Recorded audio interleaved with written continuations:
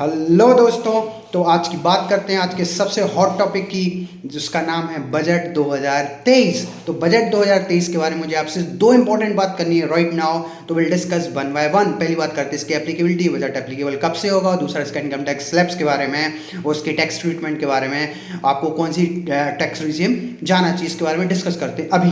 तो पहली बात करता हूँ मैं इस बजट के बारे में कि इस बजट की एप्लीकेबिलिटी कब होगी। तो इस बजट की एप्लीकेबिलिटी होगी 1 अप्रैल 2023 से।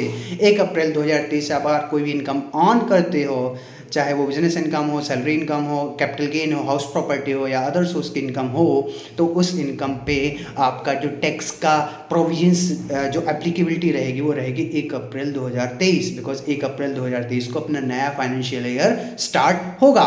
तो अपना फाइनेंशियल ईयर स्टार्ट होगा 1 अप्रैल 2023 से लेके, और जिसका एंडिंग होगी 31 मार्च 2024 तक। तो इसके बीच में आप जो भी इनकम ऑन करते हो, जो भी इनकम आप अर्न करते हो, तो क्या टीडीएस की रेट रहेगी, एडवांस टैक्स का क्या ट्रीटमेंट रहेगा, तो ये वाला बजट आपको बतलाएगा और ये एप्लीकेबिलिटी रहेगी। और इसके आईटीआर की फाइलिंग कब होगी, इनकम टैक्स की फाइलिंग, यही आप लोगों का हॉट टॉपिक रहता है।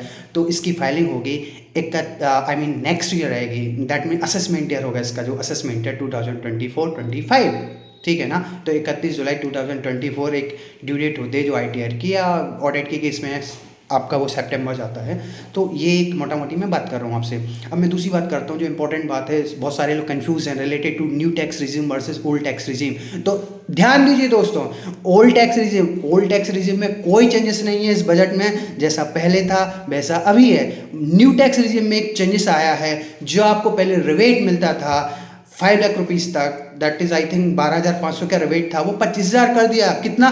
25,000, दैट मीन्स 25,000 रुपये कर दिया है।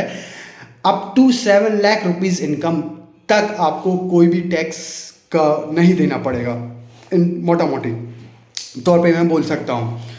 और in case of salary income है तो आपको एक स्टैंडर्ड डिडक्शंस और मिल जाएगा 50,000 का एक्सेस। तो बोल सकते हैं कि इन केस ऑफ सैलरी ये जो लिमिट है वो 7.5 लाख रुपए तक जा सकती है। अदरवाइज ये जो लिमिट है आपकी 7 लाख रुपए तक आपकी इनकम जो है under new tax regime, no tax. लेकिन अगर आप इनकम इससे 1 रुपये भी ज़्यादा जाती है, तो जो 25,000 का 87A का डिडक्शन है वो आपको नहीं मिलने का है। ठीक है। अब वो नहीं मिलने का है तो फिर आपको टैक्स देना पड़ेगा। और कितना देना पड़ेगा तो उसकी टैक्स लेवल ने बता के रखी है, मैं आपको बता देता हूँ।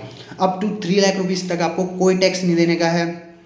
3 लाख से 6 लाख के बीच में आपको 5% की टैक्स रेट रहेगी। 6 लाख से 9 लाख के बीच में 10% की, 9 लाख से 12 लाख के बीच में 15% की, और 12 लाख से 15 लाख के बीच में आपको जो रेट रहेगी 20%, और more than 15 lakh that is 30%। तो और अगर मैं टैक्स कंपैरिजन की बात करूं without considering any health, education, says and other thing, तो आपको ओल्ड टैक्स रिजीम में आपको टैक्स लगेगा मोटा मोटी तौर पे 2,62,500 यानी 2,62,500, और आपको ओल्ड टैक्स रिजीम में टैक्स लगेगा आई थिंक 1.5 लाख रुपये। तो आप लोग बोलेंगे यार फिर तो न्यू टैक्स रिजीम ले लेना चाहिए। तो यहाँ आपको थोड़ा सोचना है आपको सोचना है कि एक्चुअल में न्यू टैक्स रिजीम में आपको किसी भी प्रकार का कोई भी अलाउंसेस का, कोई भी चैप्टर 6A की डिडक्शंस का कोई बेनिफिट नहीं मिलने वाला है। जी हाँ, नहीं मिलने वाला है। आपको यहाँ सिर्फ और सिर्फ एक स्टैंडर्ड डिडक्शंस मिलेगा 50,000 का in case of salaried employed, और इसके अलावा न्यू टैक्स रिजीम में आपको सिर्फ और सिर्फ इनकम पे टैक्स देना है। किसी भी प्रकार के कोई इन्वेस्टमेंट का कोई भी बेनिफिट नहीं है। ठीक है। और अगर मैं बात करूं ओल्ड टैक्स रिजीम की, तो ओल्ड टैक्स रिजीम में आपको पूरे बेनिफिट कंसीडर होंगे। कौन से बेनिफिट होते हैं मैं आपको बता देता हूं। जैसे लाइक आपका HRA का बेनिफिट है, आपका हाउस लोन से रिलेटेड बेनिफिट है, इलेक्ट्रिकल व्हीकल लोन से रिलेटेड बेनिफिट है, एजुकेशन लोन का बेनिफिट है, या लाइक मैं आपको बताऊँ मेडिकल इंश्योरेंस, मेडिकल क्लेम से रिलेटेड बेनिफिट हैं, ATC से रिलेटेड पूरी डिडक्शंस कंसीडर होंगी चैप्टर 6 से। दैट मीन चैप्टर 6 से की पूरी डिडक्शंस कंसीडर हो रही हैं। ठीक है।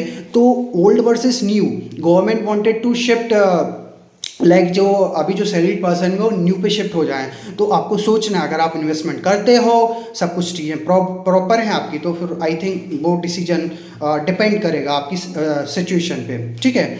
अभी तक के लिए इतना ही है मैंने जो आपको बताया। अगर मुझे लगेगा कि कुछ इसमें और आपको एड ऑन करना है इस मैटर पे, तो डेफिनेटली मैं आपसे फिर से कम्युनिकेट करूँगा। जब तक के लिए थैंक यू, धन्यवाद।